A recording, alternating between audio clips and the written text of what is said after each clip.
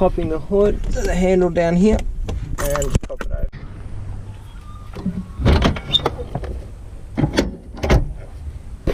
Alright, so under the engine we have a 300 TDI, which is turbo diesel injected, so it is a turbocharged direct injected, so it's a diesel engine.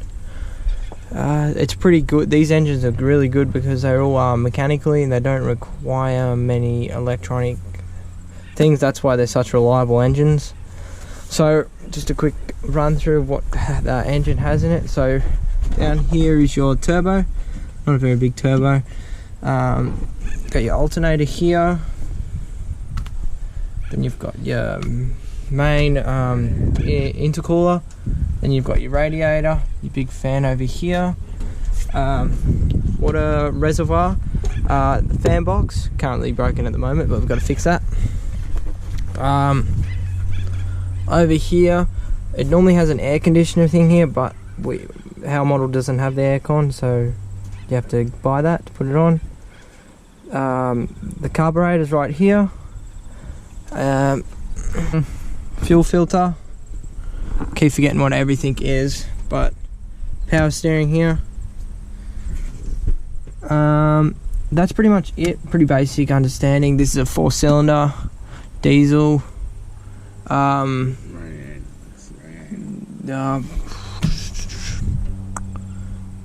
Recently, well, that's pretty much it underneath the hood. So these, the only bad thing about these motors is that it's a really heavy car, but these are quite powerful engines, but the power to weight ratio isn't very good. So when you're going up steep hills, instead of going 100, you'd probably be lucky to go 70. Put some Dynamat and hood liner, so keep the heat out and stop the noise. On the front of the car, we put some illuminators on there. We put a Tiger 11 winch. Recently sprayed the fenders. Nice matte black on there. They used to be a bit grainy and weren't very good looking. Put a Safari snorkel on it, right there. Put some rock sliders. We got them from Full Drive Show, but the only crap thing about it was they kept on peeling the powder coat on them, so they've started to rust about, so we had to just spray a bit of paint on there, but they weren't too good when we got them.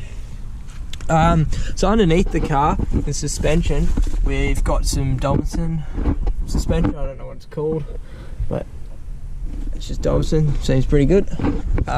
Fuel line.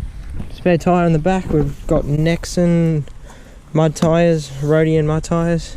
It was a Tiger's 11 awning, but the label was rubbed off. Same side over here.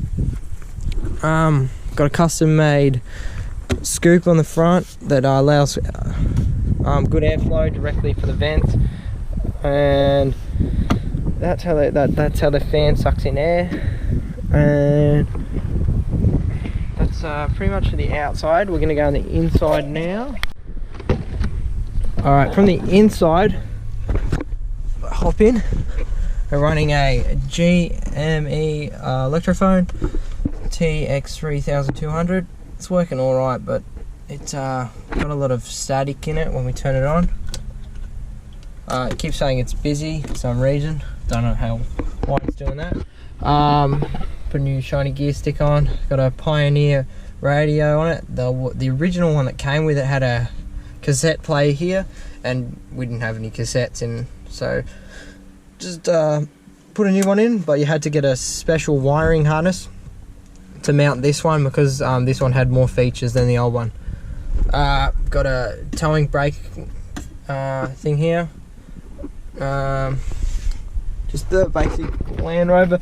But with these Land Rover Defenders, you don't get any airbags or anything. We've clocked, I can just pop the camera in there, 263,628 kilometers. So that's how many Ks are on that one. These cars don't have tachometers, just got the speed. Put some new speakers in it because the other ones were a bit crappy and grainy and just didn't work. Now on behind here, I have taken it all off and I've put Dynamat to reduce sound and heat. And through there, a little shiny bit, that's a bit of Dynamat. Center console, just got all the essentials in there. Down over here, fuse box. Roof's getting a bit saggy, probably have to put a new lining on that soon. Going into the back now, got a ARB air compressor. We've used it a couple of times, and then we got a thumper, and then this thing, the thumper outdoes that easily. We did a big like renovation on the Landy. It had nothing on this. We put all new indoor outdoor carpet in, that just to make it a bit more comfortable inside.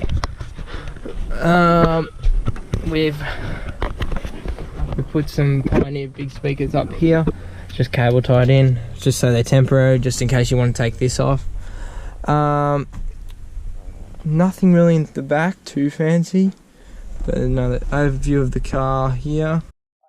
Where the battery is situated is right here in this box down here. It's not in the underneath the hood. Right here, so if you just come in and have a look, so you got middle plate. So down here, the little shackle, pop that open, pull that up, and then pull that up.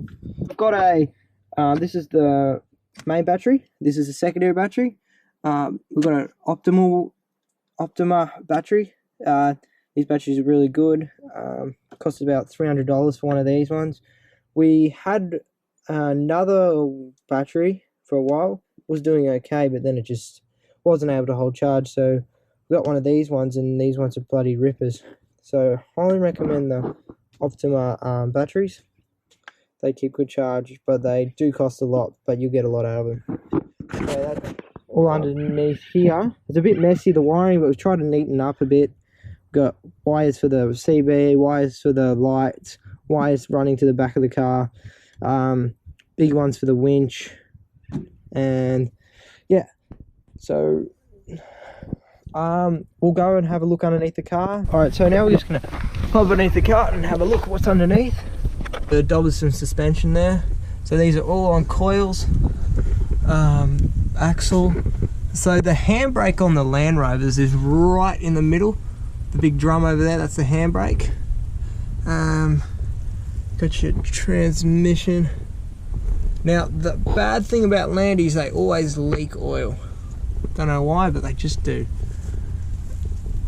And there we go, a couple under views. Now, one of the great thing about Land Rovers is all these side panels, aluminium. Underneath it is aluminium, so these don't rust. They will get they'll get, I forgot what it's called, but they start to bubble sometimes. That's the only thing, but they don't rust. It's awesome. Chassis all steel, strong. All this bottom plate here, that's all aluminium, which is really good. That's pretty much it. And at the front, have a look at the steering dampener. So at the front of the steering dampener, we've got a bash plate under here. If I can just see the steering dampener through there, that's an Old Man Emu. When we first got the car, everything had Old Man Emu on it. So we just left the damper on there because the bloke that we got to do them said that was fine. It was going still pretty good.